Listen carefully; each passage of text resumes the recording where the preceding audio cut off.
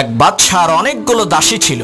সেই বাদশা তার দাসীদের মধ্য থেকে একজনকে খুবই ভালোবাসতেন, যার কারণে অন্য সমস্ত দাসীরা বাদশাকে বলতে লাগলো, হে মহামান্বিত বাদশা, অপরূপ সৌন্দর্যের অধিকারী মায়াবী রূপসী দাসীদেরকে ফেলে রেখে দেখতে তেমন সুন্দর না কুৎসিত একজন দাসীকে আপনি কেন এত বেশি ভালোবাসেন? তখন বাদশা বলল, তোমাদের এই প্রশ্নের উত্তর আমি আগামীকালকে দেব। পরের দিন বাদশা একটি কক্ষের মধ্যে তার সমস্ত দাসীদেরকে একত্রিত করে স্বর্ণরূপার মণিমুক্তা ছিটিয়ে দিয়ে বললেন, এই কক্ষের মধ্যে যত মূল্যবান জিনিস আছে তার মধ্য থেকে যে যেটা ধরে নিতে পারবে সেটা তার হয়ে যাবে। বাদশার এই কথা শোনা মাত্রই সমস্ত দাসীরা পারাপারি আর ধাক্কা ধাক্কি করে কে কার থেকে বেশি মণিমুক্তা কুড়াবে সেই প্রতিযোগিতায় নেমে গেল।